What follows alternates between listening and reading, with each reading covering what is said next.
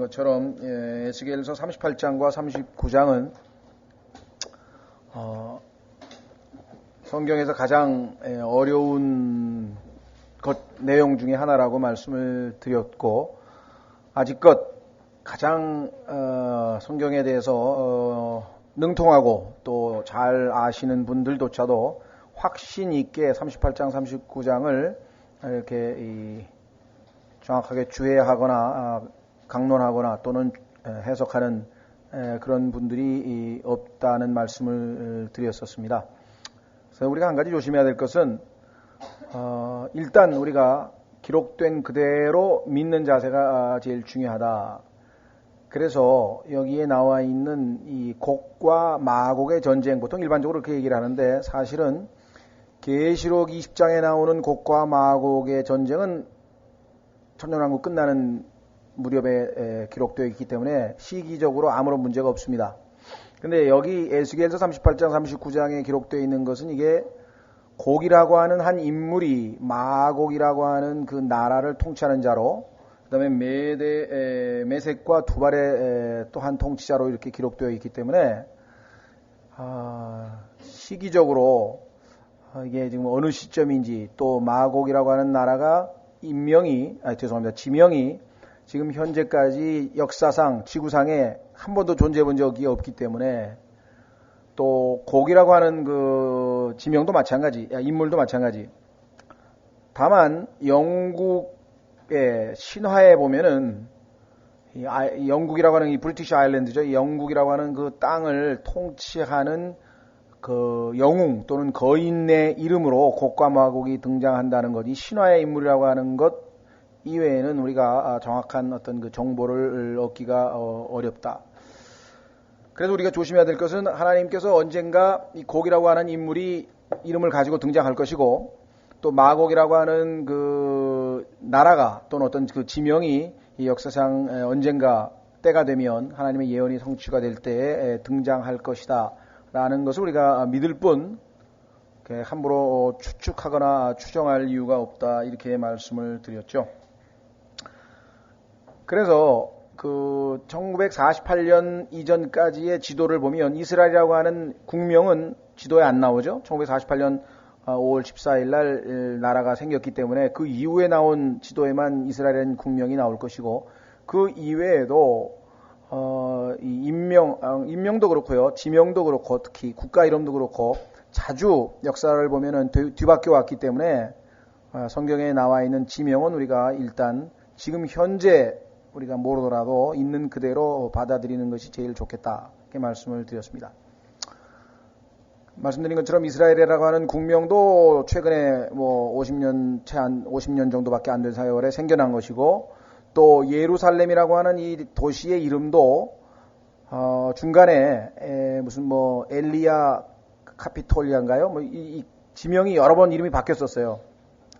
오늘날 이 성경에 나오는 그런 지명들이 옛 성경에 나오는 그 지명의 이름을 지금 되찾아가고 있는 중입니다. 그래서 우리 성경에서 보면, 일반 우리 신문들에서 보면은 성경은 이제 여리고라고 했고요, 예리코라고, 그거는 이제 발음을 달리할 뿐이지 같은 지명이죠. 예리코라든가 헤브론이라든가 가자지구라든가 가자라든가 이런 것들은 지금 성경에서 사용하고 있는 용어가 그대로 지금 오늘날 신문에서 우리가 볼 수 있죠.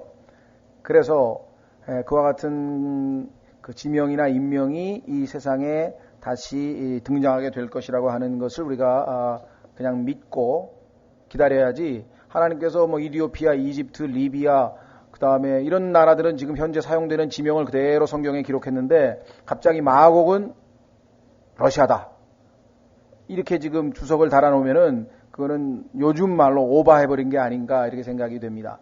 근데 안타까운 것은 하나님께서 요즘에 그 이스라엘을 비롯해서 예루살렘 등 또 성경에 나와 있는 많은 지명들을 회복하고 계신다라고 이렇게 써놓은 책에도 보면은 그냥 무심코 곡과 마곡은 러시아를 얘기하고 메섹은 모스크바를 의미한다, 이런 식으로 그냥 대부분 다 써 있어요. 근데 어디서 그런 근거가 있냐 그러면은 없는 거예요.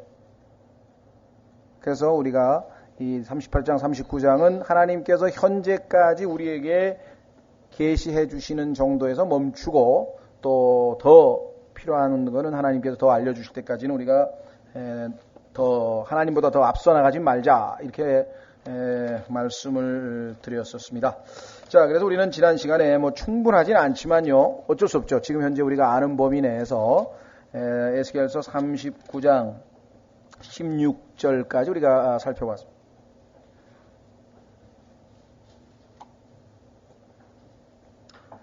자, 에스겔서 39장 17절서부터 오늘 계속해서 말씀을 좀 보겠습니다. 자, 에스겔서 39장 17절에 주 하나님께서 이같이 말씀하시느니라. 사람의 아들아, 너는 깃털 가진 모든 새와 들의 모든 짐승에게 이르기를 너희는 모여오라. 너희는 사방에서 모이되 내가 너희를 위하여 희생시킨 내 희생물 곧 이스라엘 산들 위에 있는 큰 희생물로 모여 살을 먹으며 피를 마실지어다. 너희가 힘센 자들의 살을 먹으며 땅의 통치자들의 피를 마시고 바산의 모든 살진 짐승 곧 수량과 어린 양과 염소와 숫소의 살과 피도 그리할지니라. 또 내가 너희를 위하여 희생시킨 내 희생물의 기름을 너희가 배부르도록 먹으며 그 피를 취하도록 마시되 이와 같이 내 상에서 말과 병거와 용사와 모든 전사로 배를 채울지니라. 주 하나님이 말하노라. 내가 내 영광을 이교도들 가운데 두어 모든 이교도들로 하여금 내가 집행한 심판과 친히 그들 위에 얹은 내 손을 보게 하리니 그러므로 그날 이후로는 이스라엘의 집이 내가 주 곧 자기들의 하나님인 줄을 알리라. 자, 오늘 말씀의 내용은 하나님께서 만찬이라고 그러죠. 이게 주의 만찬. 계시록에 보면은 주의 만찬을 예비하셨는데 참 놀랍게도 두 가지 만찬이 있다 그랬습니다.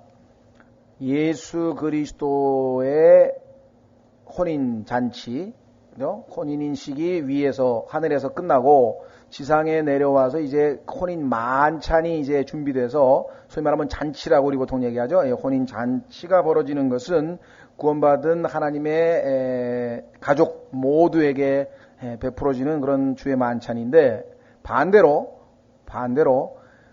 그 주님의 백성의 반열에 들어서지 못하고 하나님과 등을 졌던 모든 사람들에게는 역으로 하나님께서 그 자들을, 그 하나님을 무시하고 받아들이지 아니하였던 자들을 희생물로 해서 하나님의 모든 피조물들, 특히 날짐승들과 들짐승들에게 주의 만찬을 베푸신다. 이렇게 성경에 나와 있어요. 참으로 큰 대조를 이루는 거죠. 인류의 마지막 전 우주적인 큰 만찬이 벌어지는데 운명이 아주 극명하게 갈리는 그 두 만찬이 있다. 한번 확인해 보겠습니다. 자, 이 만찬에 대해서는요, 계시록 19장에 보니까 계시록 19장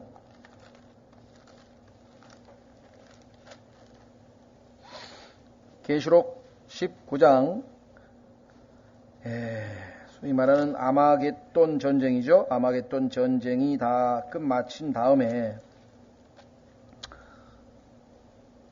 하나님께서 위대하신 하나님의 만찬의 초대가 벌어집니다. 계시록 19장 17절.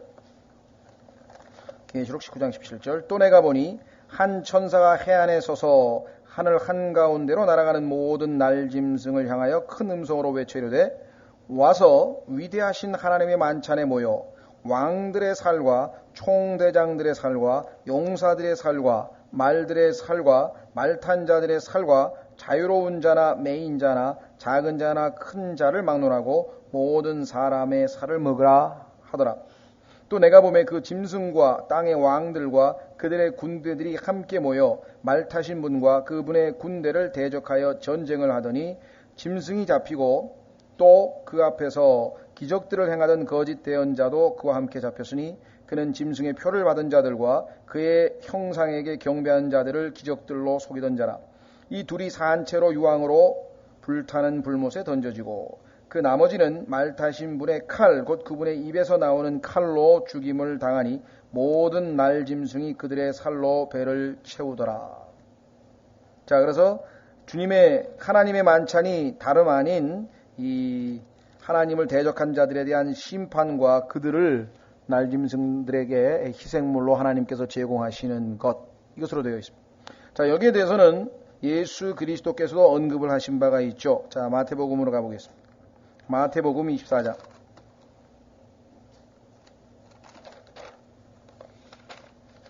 28절, 마태복음 24장 28절에 예수 그리스도께서 이 위대하신 하나님의 만찬에 대해서 이렇게 언급을 하셨습니다. 마태복음 24장 28절에 예수 그리스도의 재림에 대해서 27절 언급하셨죠. 이는 번개가 동쪽에서 나서 서쪽으로 번쩍이는 것 같이 사람의 아들이 오는 것도 그러할 것이며 또 어디든지 사체가 있는 곳이면 독수리들이 함께 모여들 것임이라. 자, 이 내용은 욥기 39장에도 언급되어 있습니다. 욥기 39장, 우리는 욥기가 대환란을 당하는 유대인들에 대한 예표적인 내용을 담고 있다 그랬는데 욥기 39장 28절.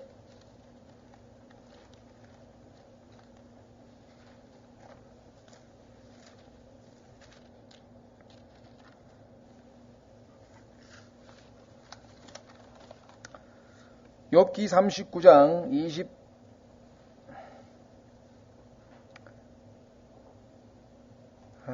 27절에 보면은 독수리 얘기가 나오네요. 내 명령에 따라 독수리가 날아오르고 높은 곳에 보금자리를 만드는 것이 아니냐. 그것이 바위 곧 험준한 바위와 견고한 곳에 거하며 거기 머물고 거기서 먹이를 찾으며 그 눈이 멀리 바라보고 그 새끼들도 피를 빠나니 죽임당한 것이 있는 곳에는 독수리가 있느니라. 실제로 여러분도 아시다시피 이스라엘이라고 하는 땅이 아주 황폐해 있어서 1948년 이스라엘이 독립한 그때로부터 소위 말하면 여러분 잘 아시는 녹색 사업, 이스라엘 땅을 사막을 어떻게든지 물을 끌어올려 가지고 회복시키기 위한 그 노력이 있었고, 그래서 이스라엘이 기적을 일으켰다, 기부츠들을 비롯한 이스라엘의 어떤 그 녹색 혁명에 대해서 아주 세계적으로 많이 알려져 있는데요. 하여간 그 결과 지금은 이스라엘이 세계에서 이 유럽에 과일과 채소를 수출하는 그러한 아주 뭐랄까요, 이 농산국이 됐고요. 더더군다나 지금의 그 독립 시기에 450만 그루에 불과했던 나무들이 지금 20억 그루 이상 되어 가지고 야생 동물들이 살기 시작하고, 그 다음에 그 철새들이 그 지역을 통과하는데 연 10만 마리 이상의 그 새들이 통과한다고 합니다.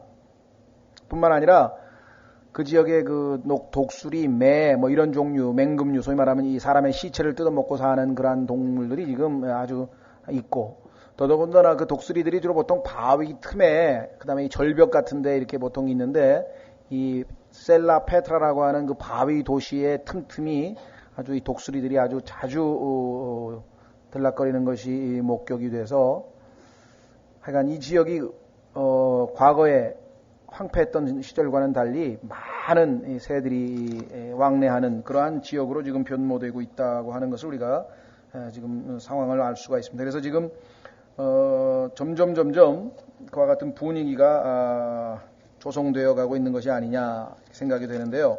자, 한 구절만 더 찾아보겠습니다. 스바냐 1장 7절.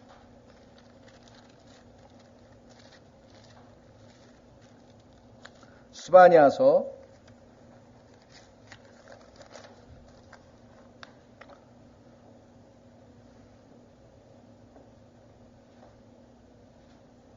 1장 7절서부터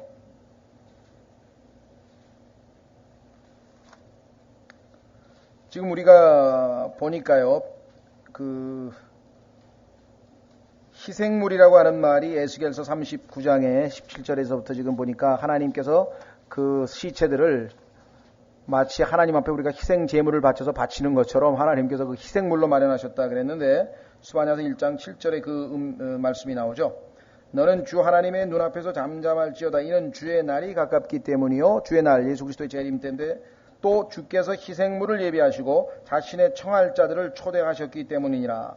주의 희생의 날에 내가 그 통치자들과 왕의 자녀들과 타국의 의복을 입은 자들을 다 벌하고, 그러니까 이들이 다 희생물이 되는 거죠. 또 그날에 문턱을 뛰어넘어 자기 주인의 집에 폭력과 속임수를 가득 채운 자들을 벌하리라. 주가 말하노라. 그날에 물고기 문에서는 부르짖는 소리가, 둘째 문에서는 울부짖는 소리가. 물고기 문, 이스라엘에 지금 구시가지에 가면은 8개의 문이 있는데 그 문 이름 하나가 성경 시대에 사용되던 이름들로 지금 불리고 있어요. 물고기 문. 작은 산에서는 크게 무너지는 소리가 있으리로다. 자, 그래서 우리는 에스겔서 39장 다시 돌아오셔서 17절에 하나님께서 마련하신 주의 만찬에 대해서 성경의 여러 곳에서 말씀을 하고 있다.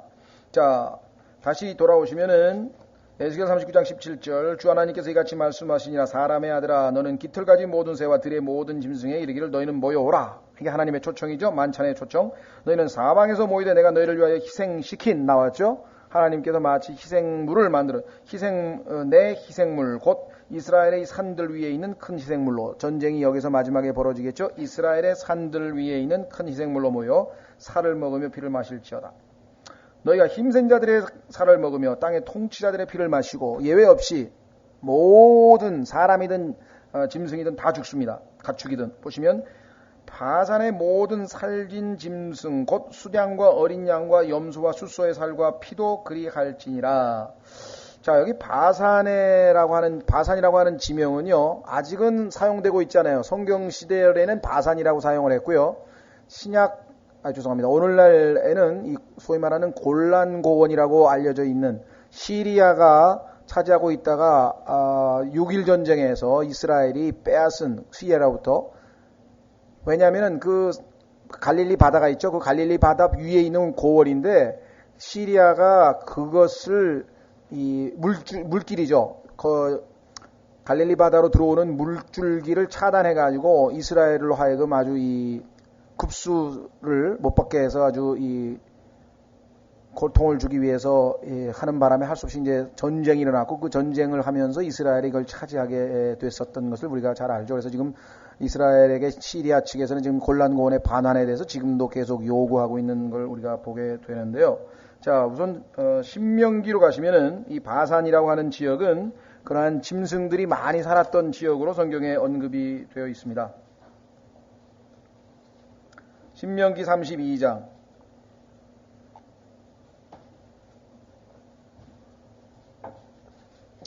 14절. 자, 신명기 32장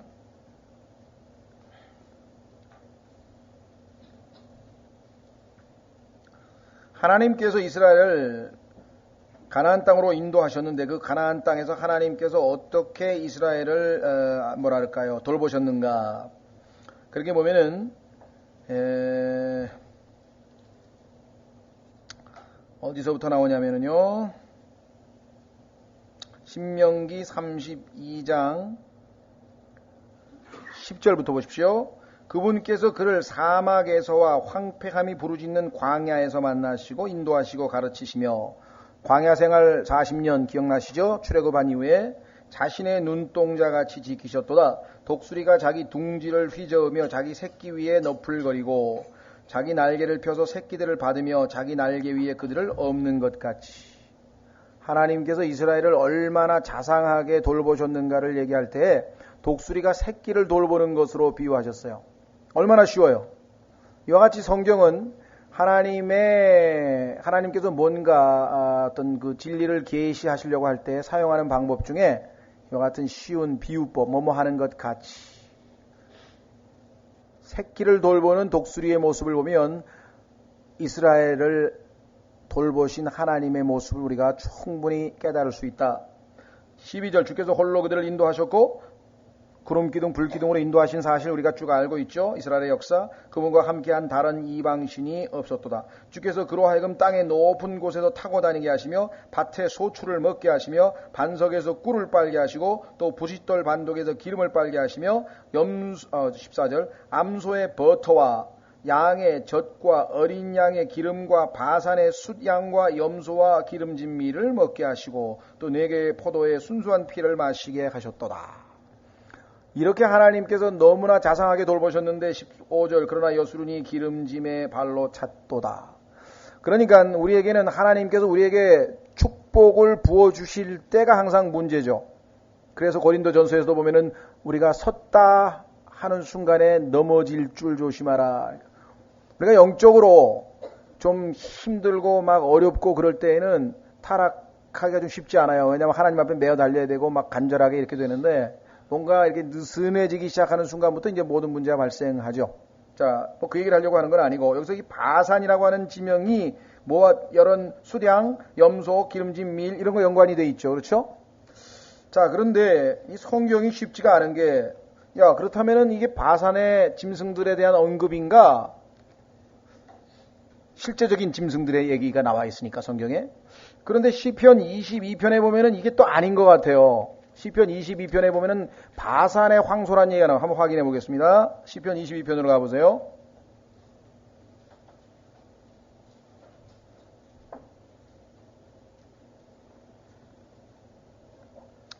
자, 시편 22편 그 유명한 우리가 잘 아시는 메시아 시편이라고 하고 예수 그리스도께서 십자가에서 마지막 달렸던 순간에 시편 21편 1절을 인용하셨잖아요. 나의 하나님이여 나의 하나님이여 어찌하여 나를 버리셨나이까 라고 하는 그 유명한 절규.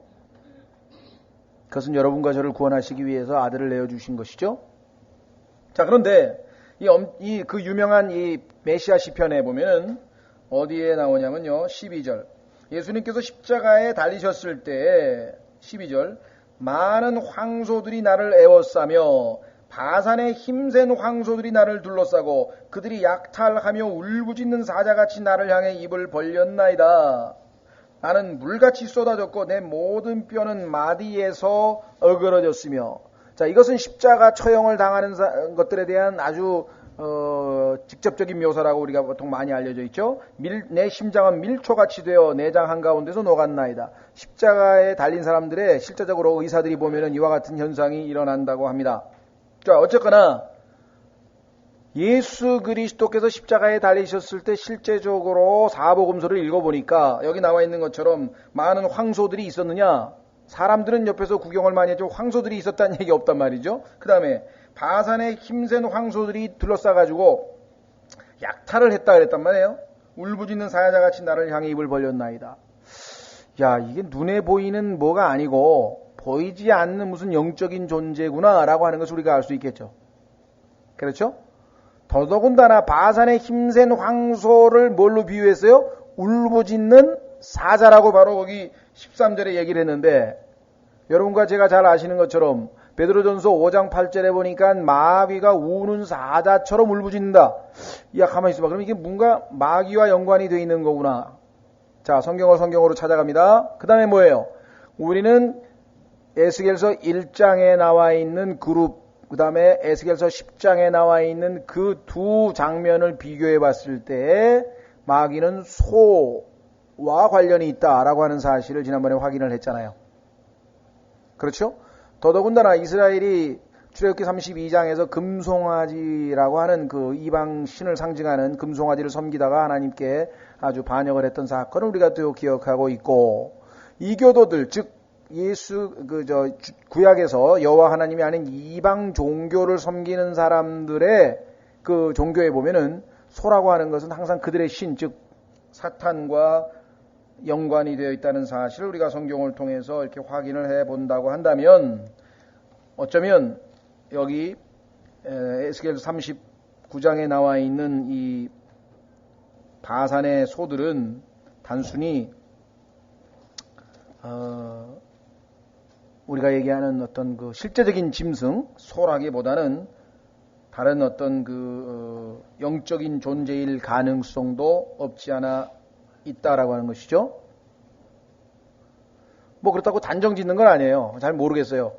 다만 이 바산의 그 어떤 소와 관련지어서 성경을 찾아보니까 그럴지도 모른다. 우리가 지금 이렇게 추정을 할 수가 있다는 것이죠. 실제적으로 여러분들도 보시면은 이 계시록에 보시면 동방에서 2억의 군대를 예수 그리스도에게 이제 예수에게 도전하기 위해서 끌어들이는 그런 내용을 보면은 더러운 영, 셋이 그와 같은 일을 저지르는 것을 보게 됩니다. 영적인 존재들이 군대들을 충동해가지고 아마겟돈이라고 하는 지역에 끌어들여서 예수 그리스도를 대적하는 것을 우리가 보게 된다는 면으로 봐서 어쩌면 이 힘센 바산의 황소들이 영적인 존재들로서 북쪽에 있는 곡과 마곡의 군대를 충동질해서 아마 하나님의 백성인 이스라엘을 공격하게 하는 것이 아닌가, 그럴 수도 있다는 거죠. 잘은 모르겠습니다. 더더군다나 이사야서 한번 보십시오. 이사야서 24장. 우리가 성경을 다 알 수는 없지만 내가 그래도 성경에서 관련된 구절들 한번 좀 확인해 보려고 하는데, 이사야서 24장.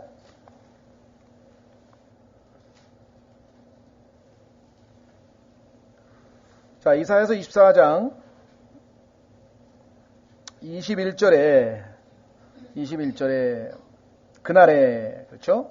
그날에 주께서 위에 있는 높은 자들의 군대를 벌하시며, 자, 위에 있는 높은 자들의 군대, 이것이 에베소서 6장에 나오는 소위 말하면 영적인 악이에요.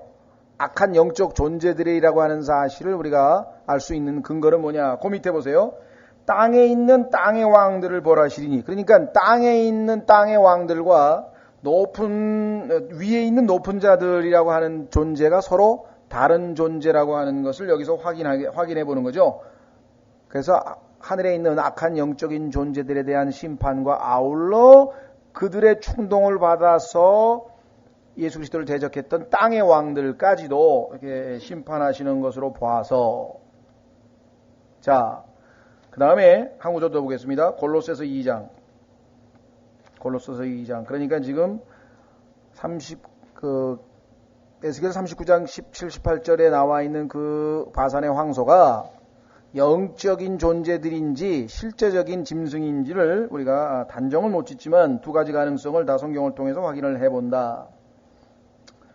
골로새서 2장에 보면은요, 시편 22편에 아까 바산의 황소가 누구인지를 알려주는 아주 중요한 구절입니다. 일반적으로는 그 내용을 별로 짚고 넘어가질 않아요. 우리는, 여러분과 저는 너무나 이기적이고 너무나 자기중심적이기 때문에 십자가 하면은 누굴 생각합니까?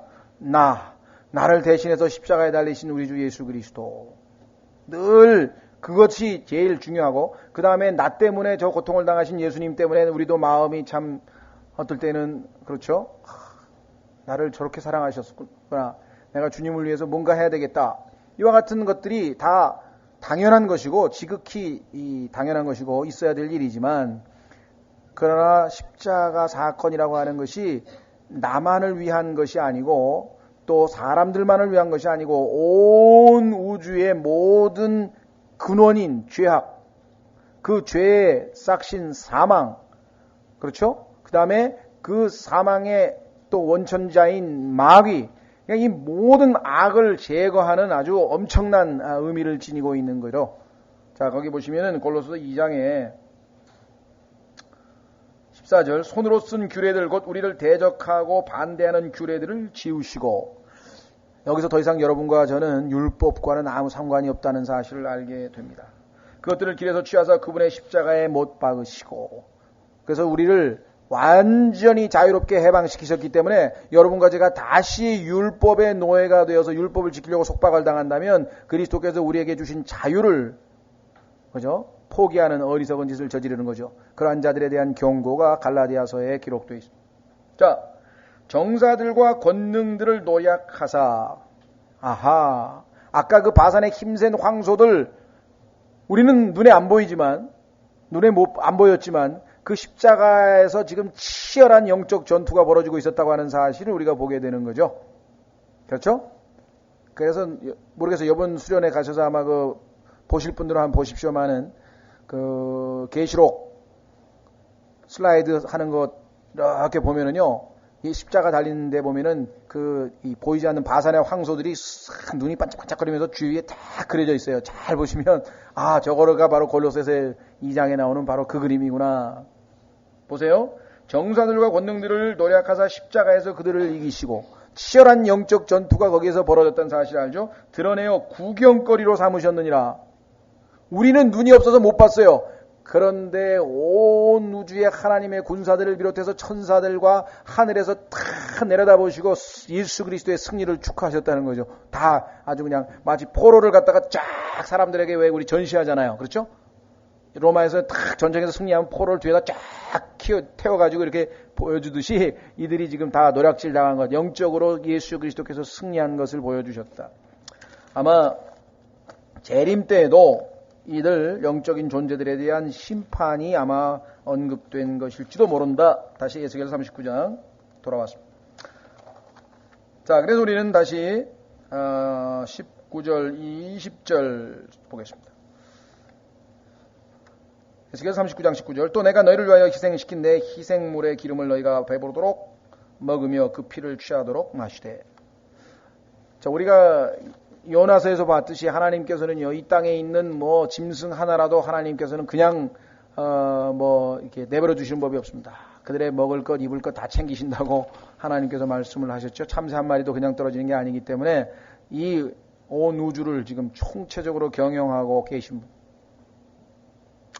요즘에 아마 그 중소기업 사장들은 그냥 어떻게든지 회사가 지금 제대로 굴러가야 되니까 막 자금 사정도 그렇고 뭐 굉장히 지금 애쓰고 힘들고 또 뭐 대기업을 운영하는 CEO들도 마찬가지겠죠. 뭐 회사가 잘 나가도 언제 뭐 갑자기 무슨 뭡니까 뭐 C램인지 D램인지 뭐 하여간 값이 조금 떨어지면 그냥 회사 갖다 쭉 쳐졌다가 막 그러니까 얼마나 이 경영하는데 참 신경이 곤두서이고 힘드시겠어요. 그렇죠?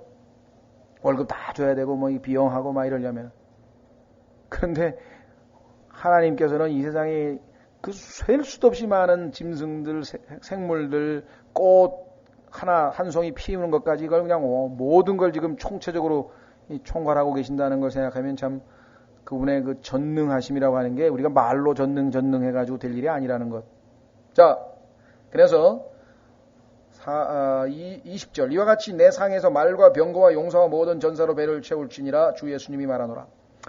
요즘에 뭐 북한이 뭐 핵무기 때문에 이렇다 저렇다 그다음에 또 이 전쟁에서 어떻게든 그 우위를 차지해 보려고 뭐 미국하고 소련하고 옛날에 뭐 전략 무기 가지고 막 전쟁 그저 회담 벌이던 이야기도 있고요. 우리나라도 지금 뭐 이 어떻게든 무기를 현대화해서 이 정말 국력, 이 군사력을 갖다가 유지해야 된다 해서 전 세계에서 하여간 이 군사력에 관한은 엄청나게 예민하잖아요. 그렇죠? 우리나라에서 뭐 배를 하나 구축함을 하나 만들면 일본에서는 그보다 조금 더 큰 걸 만들고 하여간 막 보이지 않는 신경전이 대단해요. 근데 사실은 그게 다 어리석은 짓이거든요. 전쟁의 승패는 하나님께서 쥐고 있기 때문에 전쟁에 이기고 지는 것은 하나님께 달려 있는 거예요. 그러니까 하나님 앞에 우리 민족이 어떤 자세를 취해야 되느냐 그게 중요한 거지. 뭐 무기를 확보하고 여기 나와 있는 것처럼 뭐 병거가 됐든 말이 됐든 용사가 됐든 전사가 됐든 간에 하나님 앞에 뭐 다 무용지물이 되어버린 사실을 우리가 알 수가 있습니다. 자, 이사야서 31장 3절을 가보십시오.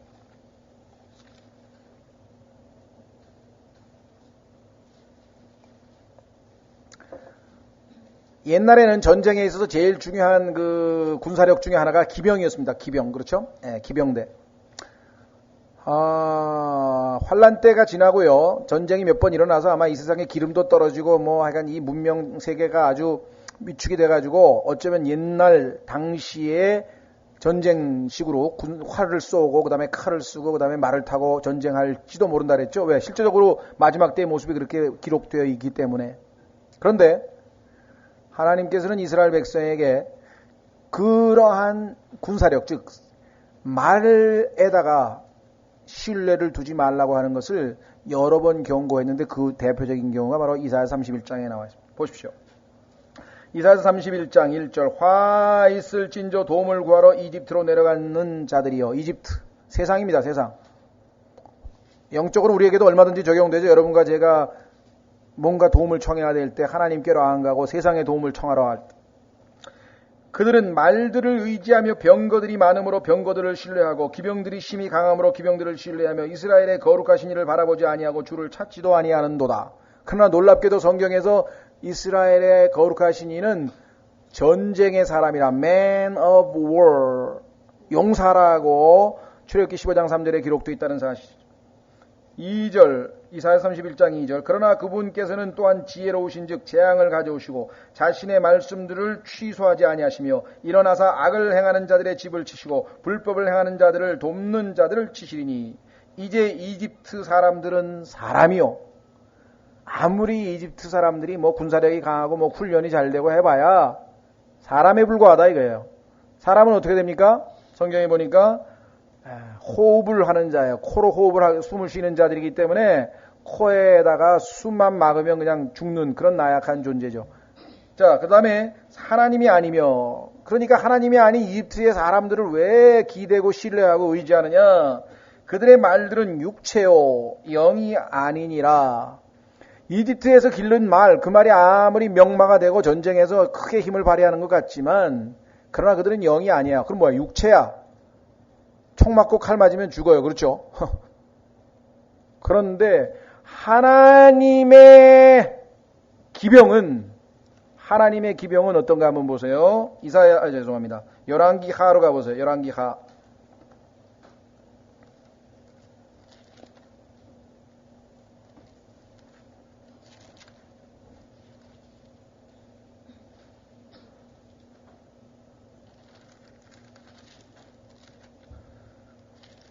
예, 열왕기 하에 보면은요, 엘리사, 죄송합니다.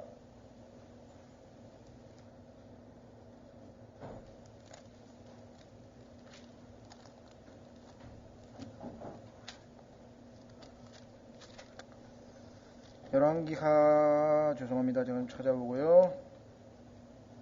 엘리사가, 누굽니까? 종이 두려워하는 것을 보고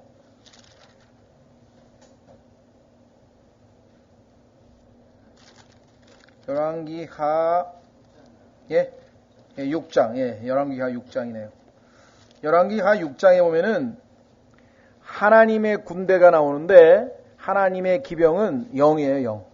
말이 육체를 가진 말이 아니라 보세요.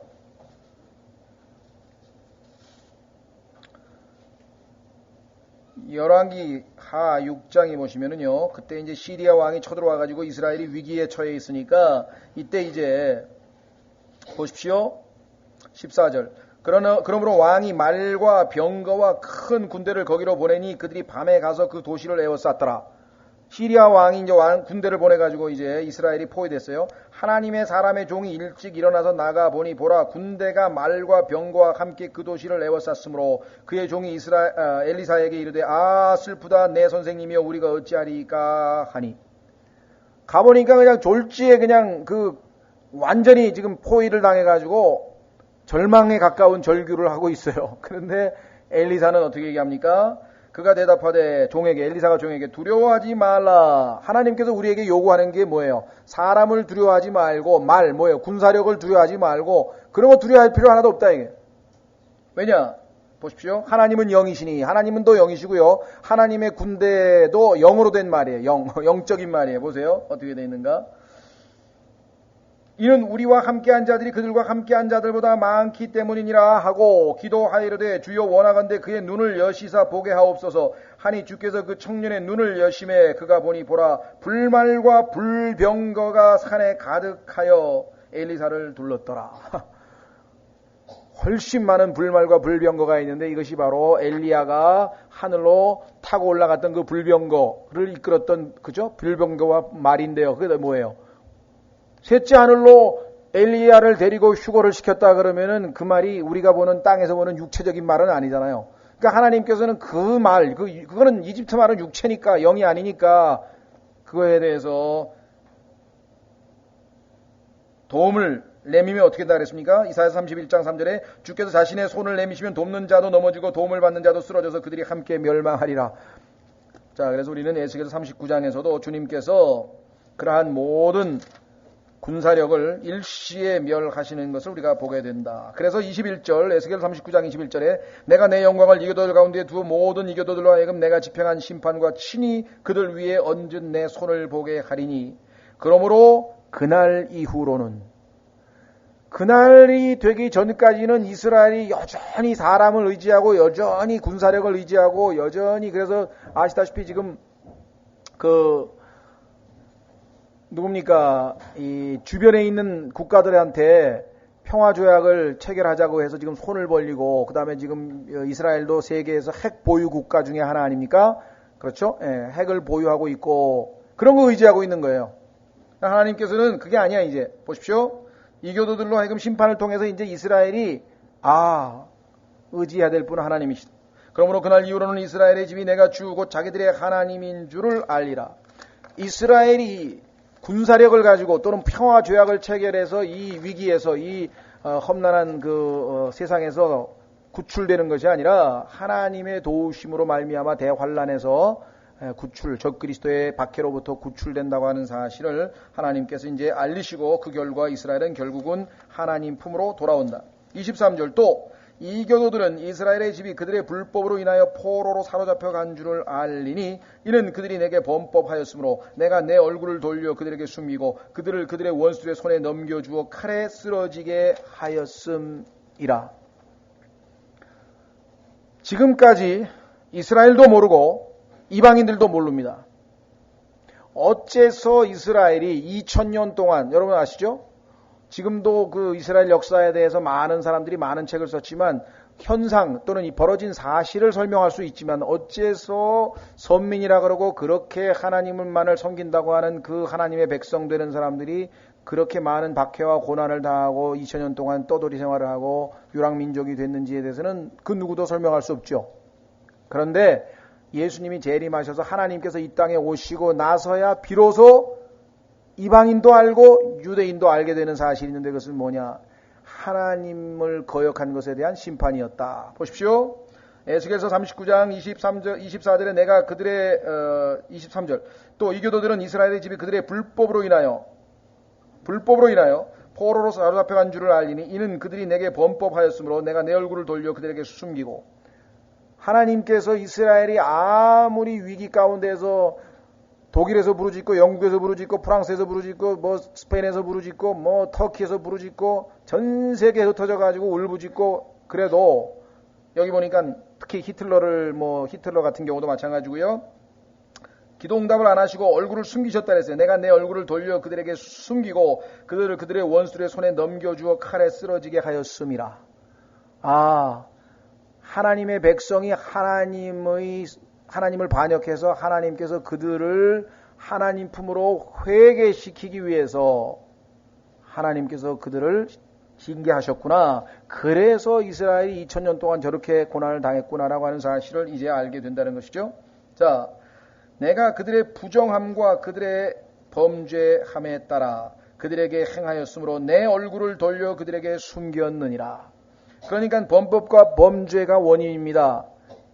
그래서 하나님의 그 법칙 갈라디아서 6장 7절과 8절에 나오는 대로 하나님은 우롱당하지 아니하신다. 하나님은 이 땅에 법칙이 있는데 심은 대로 거두는 법칙을 하나님께서 세워 놓으셨습니다. 그렇죠? 심은 대로 거둔다. 한번 확인해 보겠습니다. 갈라디아서 6장 우리 그리스도인들은요 때로는 너무나 은혜 하나님의 은혜에 대한 강조를 많이 하다가 잘못하면 자기가 엉망으로 모든 일을 저질러 놓고 즉 원인을 제공해 놓고 즉 심어 놓고 그것이 그대로 심은 대로 거둘 때 하나님 앞에 불평하는 사람이 하나님이 좀 봐주지 하나님이 은혜를 좀 베푸셔서 그냥 넘어가시지 이렇게 생각하시는 분이 있는데 그것은 하나님을 우롱하는 자라 그랬어요. 하나님은 자기가 정하신 법칙을 어긋나게 하지 않습니다. 자, 갈라디아서 6장 보시면은요 7절에 속지 말라.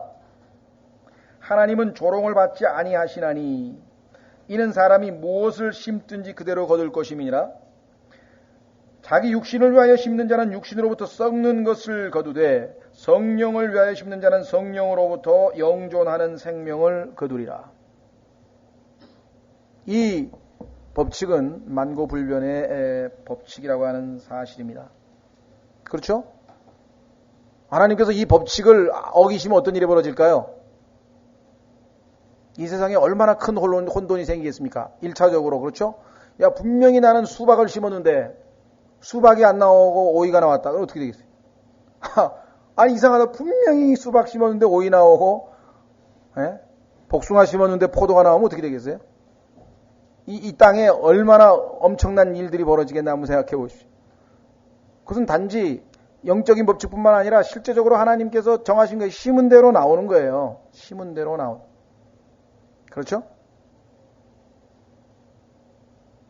자, 그래서 하나님께서 가르쳐 주는 거예요. 이스라엘에게 너희가 저지른 범법과 범죄로 인하여 이와 같은 고난이 심판이 있었다고 하는 사실. 자, 그래서 다시 에스겔서 39장 25절. 에스겔서 39장 25절. 그러므로 주 하나님께서 이같이 말씀하시느니라. 이제 내가 야곱의 포로 된 것을 다시 데려오고. 그러나 하나님께서는 그 목적이, 심판하시는 목적이 그냥 다 멸망시키고 끝내려는 것이 아니라 하나님께서 택한 그 하나님의 백성에게 있어서 그 심판은 반드시 전제가 있어요. 그것은 뭐냐면 그들에게 유익이 돼서 나중에 그들이 회개하고 다시 하나님 품으로 돌아와서 하나님의 축복을 받을 수 있는 자격을 갖추게 되는 거죠.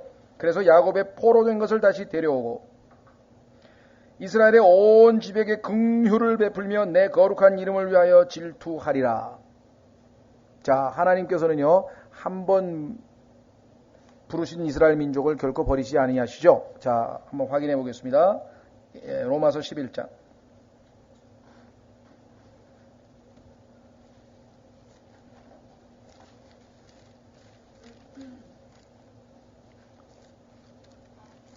자, 로마서 11장에 보시면은요, 29절.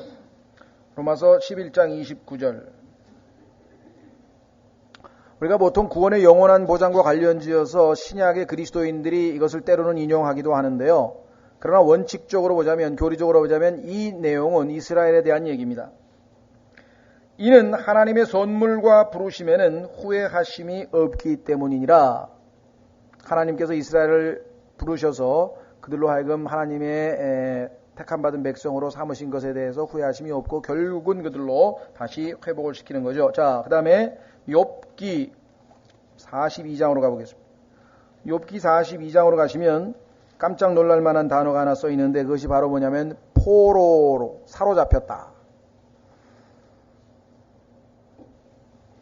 자, 이스라엘이 사로잡혀간 야곱을 하나님께서 다시 돌이키신다 이렇게 얘기를 했는데 욥기 42장에 가면은요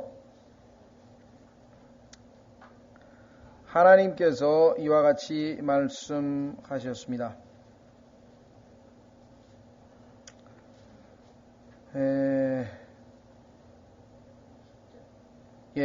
10절이네요. 욥기 42장 10절. 욥이 자기 친구들을 위하여 기도할 때 주께서 욥의 포로 된 것을 돌이키시고, 자, 욥의 친구들을 위해서 기도하는 것은 유대인들이 나중에 제사장 국가가 되어서 이방 민족들에게 축복의 통로가 되는 것과 예표가 되겠죠. 뿐만 아니라 주께서 욥의 포로 된 것을 돌이키시고, 자, 우리 욥기 42장 우리 다 뭐 읽어보신 분은 아시겠지만 욥이 언제 포로로 잡혀갔나요? 그렇지 않죠? 그러나 하나님 보시기에는 영적으로 이게 지금 포로로 잡혀간 거죠. 하나님이 아닌 다른 악한 영에게. 그래서 지금 포로 잡혀갔다는 얘기를 했어요. 그러니까 이것은 다름 아닌 에스겔서 39장에서 말씀하시는, 돌아오십시오. 에스겔서 39장 25절에 내가 야곱의 포로 된 것을 다시 데려오고, 아하, 그러니까 욥기는 42개월 대환란 기간 동안에 하나님께서 고통당하는 이스라엘을 예표하도록 기록하신 것이구나. 이스라엘의 온 집에게 긍휼을 베풀며 내 거룩한 이름을 위하여 질투하리라. 하나님께서 자신의 이름을 걸고 자신의 명예를 걸고 결코 이스라엘을 내버려 두지 아니하신다.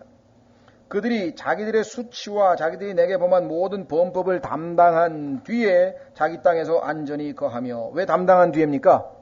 아까 얘기했잖아요. 심은 대로 거둔다는 것이 반드시 자기가 저지른 일에 대한 대가를 치르고 나서, 그렇죠? 그리고 나서야 비로소 아하, 이것이었구나 라고 이제 깨닫게 되는 것이죠.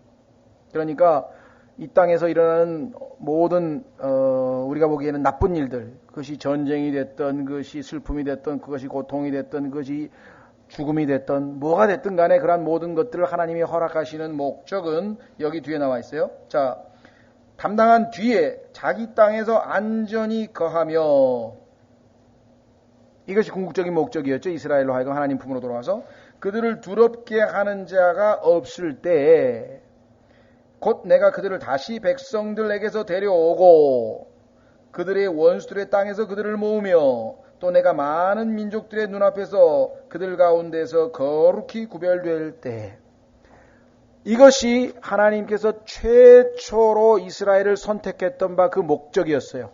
이방인들 가운데에서 이스라엘로 인하여 하나님의 이름이 거룩히 높임을 받으시는 것, 이게 지금 원래 목적이었는데 그 목적대로 못 살았죠, 이스라엘이. 그런데 하나님께서는 그 목적을 이제야 회복된 이스라엘을 통해서 성취하시는 거죠.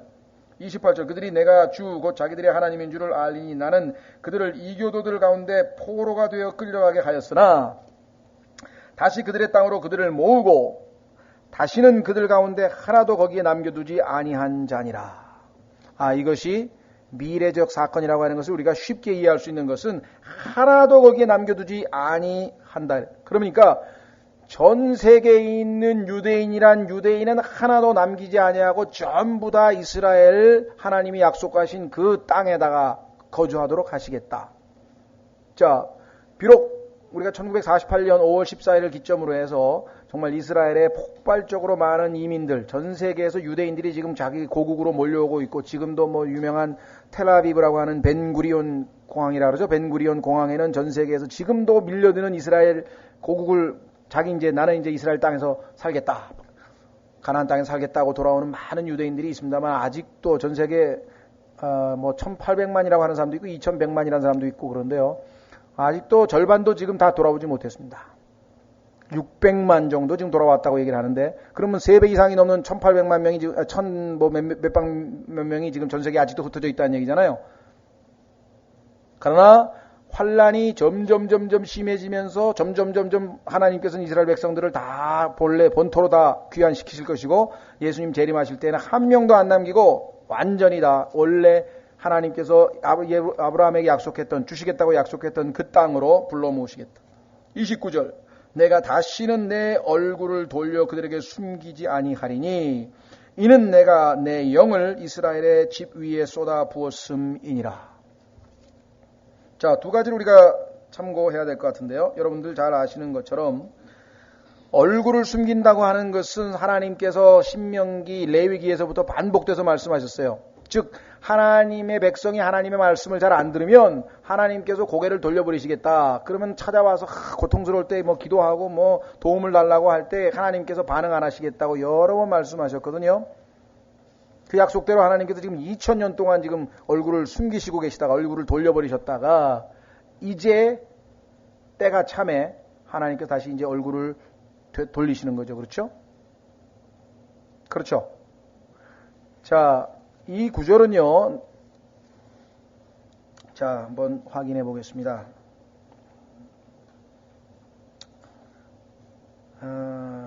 나중에 여러분들이 한번 찾아보면 아는데요. 마태복음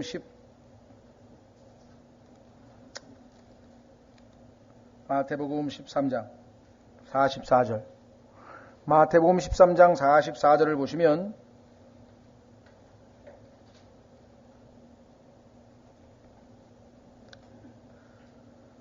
또 하늘의 왕국은 마치 밭에 숨겨진 보물과 같으니 사람이 이것을 발견하면 숨겨두고 기쁜 나머지 돌아가서 자기의 모든 소유를 팔아 그 밭을 사느니라. 이렇게 되어 있는데요.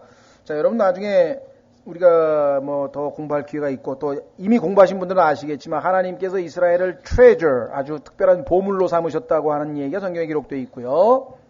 자, 뿐만 아니라 이스라엘을 향해서 하나님께서 숨어버리시겠다 얘기를 많이 했는데, 여기 보면은 숨겨두고 이렇게 번역을 했습니다.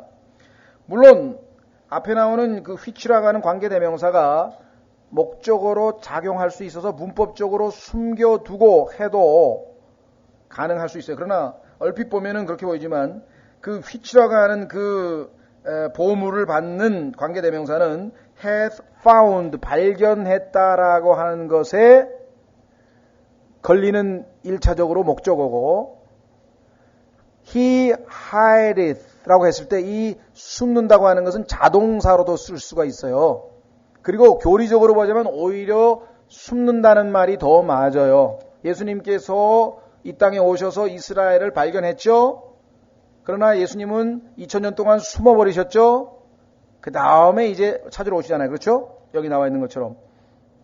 그래서 이 예수님께서 비유하신 그 보물, 즉 이스라엘과 관련지어서 그 숨는다는 단어가 우리가 번역한 것처럼 숨겨두고 라고 번역해도 되지만 오히려 교리적으로 봤을 때는 숨어 계셨다가, 숨으셨다가 이렇게 번역하도 더 성경하고 맥락이 일치하는 것 같아요. 자, 그 다음에 마지막으로 이 한 구절만 찾고 쉬겠습니다. 자, 에스겔서 39장 29절에 보면 내가 내 영을 이스라엘 집 위에 쏟아 부었다. 어디서 나오는 장면일까요? 요엘서에 보면 여러분 잘 아시는 거 나오죠?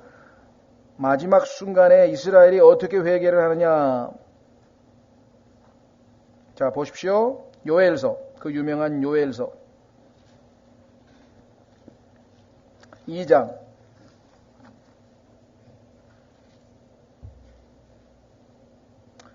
자, 요엘서 2장에 보면은 마지막 때에 하나님께서 하실 일 가운데 하나가 이스라엘 위에 하나님의 영을 쏟아 부으시는데요. 28절. 그 뒤에 내가 내 영을 모든 육체 위에 부어주리니. 자, 여러분 잘 아시는 것처럼 사도행전 2장에서 베드로가 이 말씀을 인용했을 때에는 그 당시에 성취된 사건을 이야기하는 게 아니라 실제적으로 그 당시에 모든 육체 위에 영이 부어진 게 아닙니다.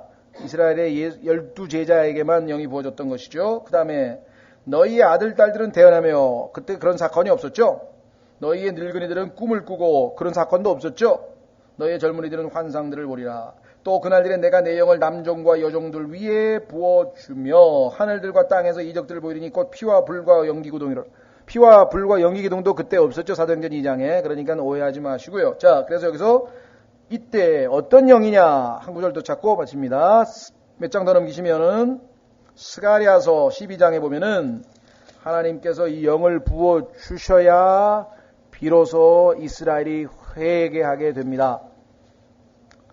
나팔절 날 이스라엘이 귀환해가지고 7월 1일인데요. 7월 10일 날 욤키퍼라고 하는 속죄일, 그 속죄하게 돼서, 그렇죠? 속죄하게 될 터인데, 속죄할 수 있는 것은 은혜의 영과 간구하는 영, 즉 회개의 영이 있어야 필요합니다. 자, 스가랴서 12장 10절, 스가랴서 12장 10절. 내가 다윗의 집과 예루살렘 거주민들 위에 은혜의 영과 간구하는 영을 부어주리니. 은혜의 영과 간구하는 영, 아까 말씀하신 그 영들이 부어질 때 그들이 나, 곧 자기들이 찌른 나를 바라보고, 나가 누구냐면은 주님이에요. 여호와. 그러니까 예수 그리스도가 여호와라는 게 입증이 되겠죠? 십자가에서 찔리신 분 예수님이죠. 그래서 여기서 그들이 나, 곧 그들이 찌른 나를 바라보고 해야지, 그들이 곧 그들이 찌른 그를 바라보고 해서 성경을 뜯어 고쳤는데요. 개혁성경을 비롯한 모든 성경에서, 킹제임 성경을 제외한 모든 성경에서 전부 다 고쳤는데, 그렇게 되면 예수님이 바로 구약의 주 하나님이라고 하는, 주님이라고 하는 사실이 입증이 안 됩니다. 그냥 성경을 뜯어 고치면 안 돼요. 그를 위하여 애곡하기를 사람이 자기 아이들을 위하여 애곡하듯 하면서 쭉 집집마다 14절까지 계속 애곡하는 장면이 나와요. 왜? 아까 모든 사람들이 왜 한 명도 남기지 아니고 다 영을 부어주신다 그랬잖아요. 그래서 12절 이 땅이 애곡하되 가족마다 따로 애통하리니 곧 다윗의 집 가족이 따로하고 그들의 아내들이 따로하며 나단의 집 가족이 따로하고 그들의 아내들이 따로하며 레위의 집 가족이 따로하고 14절 모든 남은 가족도 가족 하나도 안 남기고 이스라엘 사람들은 전부 다 회개하는 인류 최대의 부흥 집회가 예루살렘에서 벌어지는 거예요. 그냥 엄청나게 여러분들 그 몇 명이 모여서 애곡할지 모르지만 그 사람들이 다 엉엉 울면서 회개 한번 해보세요. 그 순간에 놀랍게도 하늘에서 번개처럼 동에서 번개가 쳐서 서쪽으로 그냥 보이듯이 오늘 아까 보셨나요? 번개 치는 거 보셨어요? 그런 것처럼 예수님께서 그냥 그 번개와 함께 소리를 아주 그 천둥 소리를 내시면서 위에서 재림하실 그들을 바라보는 이스라엘의 모습들. 그것이 지금 기록되어 있습니다. 자, 이렇게 해서 우리는 이제 예수 그리스도의 재림에 대해서 언급을 했고요. 드디어 천년 왕국에 대해서 둘째 시간부터 40장서부터 살펴보겠습니다. 뒤에 프린트물 천년 왕국에서의 땅이라고 하는 프린트 그림 하나 보표 안 받으신 분들은 뒤에서 받으셔가지고 둘째 시간에는 그걸 좀 보면서 우리가 좀 확인을 해야 될 것 같습니다.